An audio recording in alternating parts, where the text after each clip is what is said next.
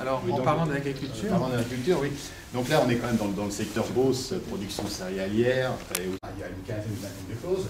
Je ne vais pas tous les énumérer, mais ce qui nous intéresse chez nous, avant tout, c'est par rapport au centre de pollution. Donc le CET, c'est un centre de pollution. Les routes à grande circulation, c'est aussi un problème. Bon, chez nous, on ne peut pas faire ces routes à grande circulation, mais on considère, si vous voulez, c'est quand même il y aura une circulation qui sera intensive avec les camions, parce qu'il y a un camion tous les 3 minutes. 50 par jour. Donc c'est même plus que ça. Donc tous les 3 minutes, donc si vous voulez, ça va quand même générer de la pollution obligatoirement du fait du plan des camions et du fait de ce qu'ils vont transporter. Donc de chaque côté, si vous voulez, certains cahiers des charges sont restrictifs là-dessus, à ce sujet-là. Ils condamnent 250 mètres de chaque côté, c'est-à-dire qu'ils condamnent. Les contrats sont supprimés. Voilà. Donc si vous voulez, quand on fait tous ces petits calculs-là, on a... moins produit en intensif et pour l'exportation, et était plus dans le bio et dans la production locale. Aujourd'hui, on ne va pas engager le problème. Oui, c'est l'agriculture générale, parce que je pense que là... Je vous dis quand même, parce que c'est vrai que l'argument sur l'Ukraine et le Brésil, si vous voulez, si on était par exemple en ZAP, en zone d'agriculture protégée, comme on en crée maintenant en Centre-Essonne, là on aurait un argumentaire plus fort de ce point de vue-là. Je ne vous dis pas que l'argument ne s'entend pas, mais c'est vrai que c'est un peu dommage, on pourrait avoir quelque chose de plus solide. Moi je vous donne mon point de vue sur le dossier. Il y a vraiment quelque chose de très fort qui est cet avis défavorable du commissaire enquêteur. Je trouve qu'il a fait un travail remarquable. Vous savez, très souvent, les commissaires enquêteurs, j'ai vécu notamment dans ma circonscription, à travers le problème de la décharge de Bajolais, ce genre de choses-là, ils regardent si légalement l'enquête a été bien menée, est-ce qu'il y a eu les ouvertures, les permanences qu'il fallait, si légalement le dossier a été bien présenté, ils lisent vaguement les registres. Mais de toute façon, dans une enquête publique, tout le monde est toujours contre. Parce qu'en fait, c'est une enquête publique parce qu'il y a nuisance. Et puis boum, après, ils font avis favorable si les conditions légales sont réunies. Là, je trouve que ce commissaire enquêteur a été d'une grande honnêteté intellectuelle parce qu'il dit lui-même les conditions légales me semblaient réunies, j'étais parti pour donner un avis favorable, et finalement j'ai été accessible aux arguments, et il développe une série d'arguments qui sont autant de base pour pouvoir derrière poursuivre. Mais beaucoup de CET ont vu le jour, même avec des avis défavorables. En 2007, vous C'est avez connu. 4015 personnes qui se sont déplacées, qui ont écrit, qui ont argumenté. C'était pas je veux pas de la décharge, point. Il y avait des lettres, les agriculteurs ont fait, les médecins ont fait. Ça a été argumenté. Et on s'en occupe pas. Sauf que si on lit bien les conclusions de la première enquête publique, les enquêteurs ont pris leurs précautions. Ils ont averti l'État de tous les dangers que constituerait. Donc c'était en filigrane. Le deuxième enquêteur, on était quand même 1300 à peu près à venir. Pour un petit village comme ça, les enquêteurs ont été très surpris qu'une enquête publique mobilise autant de gens pour un village de 450 habitants où on pouvait passer dessus. C'est bien quand même ce que dit le préfet. C'est pas grave, ils sont 450. C'est faux, on n'est pas 450. Parce qu'il a parlé des ronds de pollution autour de cette décharge. J'ai fait l'enquête sur les anciens du village, parce qu'on a déjà eu une décharge ici. Je vous donnerai des dates tout à l'heure. Vous allez à 15 km d'ici, les gens avaient la pollution. Au Plessis, à Garancière, à Oisonville. Il n'y a pas de besoin de capacité dans les 10 années qui viennent.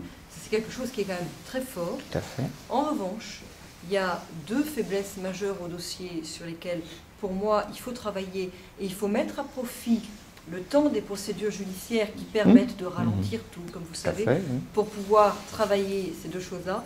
Le premier, c'est le prêt de main. Parce que le prêt de main inscrit explicitement ce projet et le prêt de main l'inscrit pas comme ça par hasard. Le prêt de main, en fait, appelle à un rééquilibrage entre les capacités de stockage dans le nord et les capacités de stockage dans le sud. Donc là, il y a une vraie faiblesse sur le prêt de main. Et il y a un deuxième argument qui, je trouve, est trop peu soulevé, qui est que ce que dit l'État, c'est il n'y a pas de besoin dans les 10 ans qui viennent, mais il y a de besoin à partir de 2020 sur la base de la tendance actuelle, et donc il faut prévoir dès maintenant. Et le problème, c'est qu'on ne prend pas assez les moyens d'inverser la tendance actuelle. Non. On est arrivé, c'est intéressant d'ailleurs de voir ce qui s'est passé, on a cru la production des déchets dans les dernières années, et là en ce moment on est en train d'arriver à un plateau. Depuis 2-3 ans, il y a une stabilisation du nombre de kilos de déchets par habitant. Le problème, c'est de réussir à engager la baisse, et ça, ça peut passer par des politiques à mettre en œuvre au niveau municipal, au niveau départemental, au niveau régional, au niveau des syndicats. Et honnêtement, je trouve qu'on est faible. On est faible en Essonne, on est faible au niveau Île-de-France. Si, on est faible sur... Moi, quand j'étais à l'écologie, je suis allée visiter les régions voisines. Je vous donne juste l'exemple de ce qu'ils font en Alsace.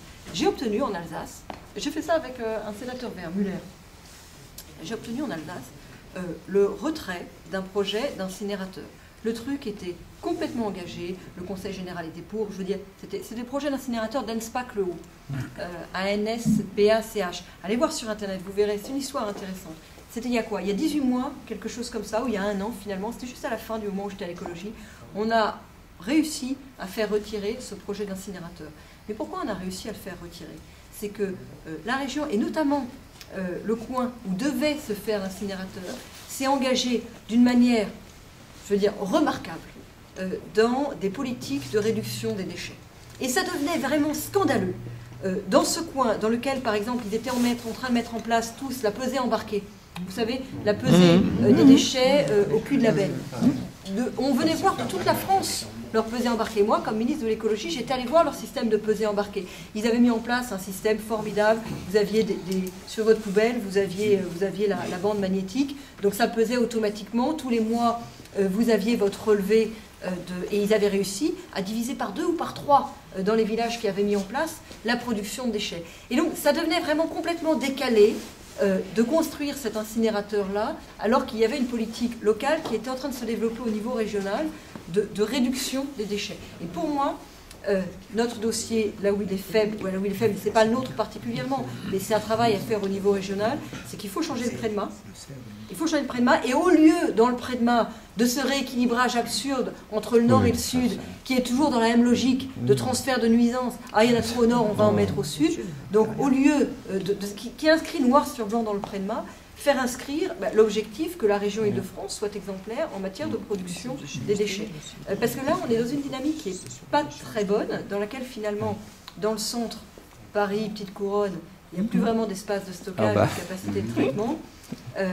Donc on crée de la capacité sur la périphérie, et on n'est pas dans une dynamique positive on réduit nos déchets pour ne pas avoir à les stocker près de chez nous. C'est trop facile en fait de ne pas avoir besoin de réduire parce qu'on va stocker chez les autres. C'est un peu ça le souci. Oui, mais là, surtout quand vous parlez des déchets là, à la benne, vous parlez des déchets ménagers. Oui, voilà. Le problème, il est des déchets industriels. Exigez de nos industriels la même chose que vous exigez de nous. Mais nous attendons qu'ils trient aussi. Qu'ils trient et qu'ils fassent autre chose. Mais je vous donne l'image de chez la benne à cause mais ça, on est d'accord, nous les citoyens, parce que ça, on le fait. Mais je vous donne l'exemple à cause de ce qu'on avait fait en Alsace. Parce que là, sur Anspach-le-Haut, c'était vraiment le fait que tout le monde vienne voir. Et qu'on fasse ça pour les industriels, madame. Pour les industriels. L'argument sera d'autant plus fort. Monsieur Marlin, allez-y. Monsieur Marlin.